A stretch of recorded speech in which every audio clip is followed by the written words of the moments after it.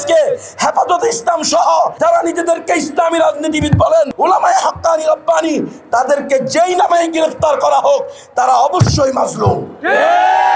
তাদের পক্ষে কেন আমাদের বিবৃতি আসবে না? গুম অধ্যাদেশ বাতিলের প্রতিবাদে ও মাওলানা আতাউর রহমান বিক্রমপুরী এবং মাওলানা আইনুল হক কাসেমী সহ সকল মাজলুমদের মুক্তির দাবিতে বৈষম্যহীন কারামুক্তি আন্দোলনের উদ্যোগে বিক্ষোভ সমাবেশ অনুষ্ঠিত হয়েছে। অধ্যাদেশ বাতিলের ব্যাপারে কোনো রকম ছাড় দেব না। শুক্রবার জুমার নামাজের পর বায়তুল মোকাররম মসজিদের উত্তর গেটে এই বিক্ষোভ সমাবেশ অনুষ্ঠিত হয়। বৈষম্যহীন কারামুক্তি আন্দোলনের জেনারেল সেক্রেটারি মুফতি শফিকুল ইসলামের পরিচালনায় বিক্ষোভ সমাবেশে বক্তব্য রাখেন আলেম ও দায়ী মুফতি মাহমুদুল হাসান গুনবী, বাংলাদেশ খেলাফত আন্দোলন একাংশের মহাসচিব মুফতি ফখরুল ইসলাম, আলেম ও প্রকাশক মাওলানা খালেদ সাইফুল্লাহ আড়াই হাজারি, আলেম লেখক ও প্রকাশক মাওলানা মোহাম্মদ ইসাক খান, কর্নেল ফেরদৌস আল আজিজ, বৈষম্যহীন কারামুক্তি আন্দোলনের অর্থ সম্পাদক মাওলানা সাইফুল ইসলাম, সাংগঠনিক সম্পাদক মাওলানা আল আমিন সাকি, কারাবন্দী মাওলানা আতাউর রহমান বিক্রমপুরীর পিতা হুমায়ুন সর্দার। রাজধানীর প্রাণকেন্দ্র পল্টনে ডিসিসি হল, সেমিনার, ট্রেনিং, সংবাদ সম্মেলন ও কর্পোরেট আয়োজনের আধুনিক ভেন্যু। বুকিং করতে যোগাযোগ করুন স্ক্রিনে দেওয়া নম্বরে। সম্মেলন থেকে বক্তারা মাওলানা আতাউর রহমান বিক্রমপুরী এবং মাওলানা আইনুল হক কাসেমী সহ সকল নিরপরাধ মাজলুম আলমদের মুক্তির দাবি জানান। আমাদের সাথে তো ক্ষমতাশীল দল, বিরোধী দল যারা আজকে সংসদে নিয়ে আছেন তারা সবাই ছিলেন। অনেকের সাথে আমরা জেলে একসাথে জুলুমকে আমরা বরণ করে নিয়েছিলাম। আমরা অনেক জুলুমের শিকার ছিলাম, সাক্ষী ছিলাম, আপনারাও আমাদের সাথে ছিলেন। অনেক দলের নেতাদের সাথে একসাথে ঘুমিয়েছি, তাদের সাথে আলোচনা হয়েছে। এই জুলুম, এই অন্যায় নিরপরাধভাবে মাসকে মাস, বছরকে বছর একজন মানুষকে অন্যায়ভাবে আটকিয়ে রাখা, বিচারহীনভাবে সন্দেহজনক অপরাধী এইভাবে আটকিয়ে রাখা, এটা যেন আমাদের কোনো জালেম, আমাদের কোনো দুশ্মনের উপরে আনা হয়। তখন তো আপনারা আমাদের সাথে ঐক্যমত ছিলেন। যাদেরকে বলতেছি তারা অবশ্যই জানেন, মনে আছে। আজকে কেন আতাউর রহমান বিক্রমপুরীর ব্যাপারে, মুফতি আইনুল হক কাসেমীর ব্যাপারে আপনাদের কথা আসে না? কেন আজকে হেফাজতে ইসলাম সহ যারা নিজেদেরকে ইসলামী রাজনীতিবিদ বলেন, যারা ইসলাম প্রতিষ্ঠার কথা বলেন, প্রকৃতপক্ষে যদি ইসলাম প্রতিষ্ঠার কথা বলেন তাহলে যারা ইসলামের ধারক বাহক উলামায়ে হাক্কানি রব্বানি, তাদেরকে যেই নামে গ্রেফতার করা হোক তারা অবশ্যই মাজলুম। তাদের পক্ষে কেন আমাদের বিবৃতি আসবে না? হেফাজতে ইসলাম, এই দেশের মানুষ জানে হেফাজতে ইসলাম তৈরি করা হয়েছে ইসলামের পক্ষে, মুসলমানের পক্ষে। সুতরাং আমি সকল ঘরানার আলেম উলামা, তালেবে ইলম, সকল রাজনীতিবিদদেরকে বলবো, আসুন আবার হাসিনা রেজিমেন্ট হওয়ার সুযোগ আমরা দিব না ইনশাআল্লাহ। শিরিন শারমিন চৌধুরীর মতো আওয়ামী লীগের অসংখ্য মামলার আসামির জামিন হয়। মাওলানা আতাউর রহমান বিক্রমপুরী, আইনুল হক কাসেমীর মতো আলেমদের জামিন কেন হয় না জিজ্ঞাসা করতে চাই। যদি আপনারা আগামী এক সপ্তাহের মধ্যে নির্দোষ আলেমদের মুক্তি না দেন, প্রয়োজনে আমরা বাংলাদেশের অন্যান্য দলের সাথে পরামর্শ করে আপনাদের বিরুদ্ধে আন্দোলন সংগ্রাম করতে বাধ্য হব। মাওলানা আতাউর রহমান বিক্রমপুরী ভাইকে অনর্থক গ্রেফতার করা হয়েছে। ওনাকে গ্রেফতার করে কোনো মামলা দিতে পারে নাই। মামলা দিতে না পারার কারণে ওনাকে গ্রেফতার করে ডিটেনশনে গ্রেফতার দেখানো হয়েছে।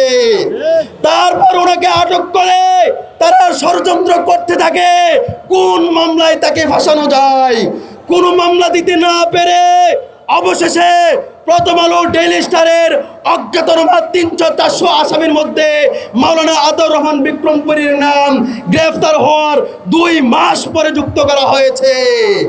তারপরে সরকার কেমন জানি আবারও ষড়যন্ত্র করে এই বিক্রমপুরীকে যখন ডিটেনশন বাতিল করানো হলো হাইকোর্টের রিটের মাধ্যমে, তারপরে তাকে মামলায় যুক্ত করা হলো। তারপরে যখন মামলার জামিনের জন্য চেষ্টা করা হলো, সরকার আবার পুনরায় তাকে আবারও ডিটেনশন দিয়েছে, যাতে করে সে পরিবারের সাথে কথা না বলতে পারে, যাতে করে সে জেলখানার মধ্যে সাধারণ নাগরিকদের মতো অধিকার না পায়। সেজন্য সরকার তাকে আবারও ডিটেনশন দিয়েছে। আমরা বলবো, একটা রাষ্ট্র কি করে এত জালিম হতে পারে? একটা রাষ্ট্র কিভাবে তার জুলুমের বহিঃপ্রকাশ করতে পারে, এটা কোনোভাবেই গ্রহণযোগ্য না। অনতিবিলম্বে এই আতাউর রহমান বিক্রমপুরীর ডিটেনশন বাতিল করে তাকে দ্রুত বেকসুর খালাস দেওয়ার ব্যবস্থা করা হোক। সংগ্রামী সাথী ও বন্ধুগণ, মাওলানা আইনুল হক কাসিমি একজন গবেষক ও লেখক, একজন স্বনামধন্য মুহাদ্দিস, যার লেখনী আন্তর্জাতিক বই মেলাতে ব্যাপক আকারে প্রচার হয় এবং তার বই বিক্রি হয়। এমন একজন গবেষক আলেমকে, যিনি বিশ্ব দরবারে বাংলাদেশের সুনাম উজ্জ্বল করেছে, এমন একজন গবেষক আলেমকে অনর্থক ভুয়া মামলা দিয়ে তাকে গ্রেফতার করে রাখা হয়েছে, যা মোটেও কাম্য নয়। অনতিবিলম্বে আইনুল হক কাসিমের মুক্তি দিতে হবে। একই সাথে আরো যত মাজলুম আলেমীদের আছে, মাওলানা আব্দুল্লাহ মামুন সহ, মাওলানা শেখ ফরিদ সহ, মাওলানা আমিন ইসলাম সহ এরকম সকল মাজলুমদেরকে অনতিবিলম্বে মুক্তির ব্যবস্থা করতে হবে। আমি যখন আমার 7 জন নাতি নাতনির দিকে তাকাই, তারা আমাকে প্রশ্ন করে আব্বু কবে আসবে, কোনো উত্তর দিতে পারি না। আমার সন্তান বিনা অপরাধে, বিনা কারণে, বিনা মামলায় জেলে আছে, জেলে আটকায় রাখা হয়েছে। আপনারা দেশবাসী, জনগণ সবাই জানেন।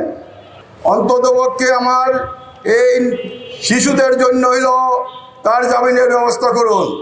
বিগত সরকার যেই সমস্ত স্তম্ভের উপর দাঁড়িয়ে ফ্যাসিস্ট হয়েছিল, তার মধ্যে সবচেয়ে বড় স্তম্ভ হচ্ছে গুম সংস্কৃতি।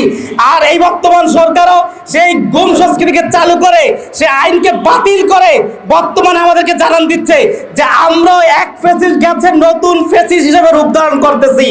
আমরা স্পষ্ট বলতে চাই, শেখ হাসিনা ফ্যাসিস্টকে 36 দিন সময় লেগেছে এদেশ থেকে বিতাড়িত করতে।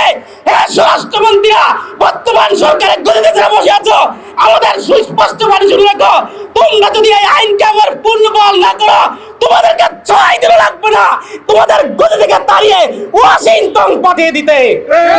বসতে না বসতেই 2 মাসেই সব জায়গায় হাত দিয়েছেন, ইন্টারফেয়ার করেছেন, বিচার ব্যবস্থা, রাষ্ট্র ব্যবস্থা, সব জায়গায়।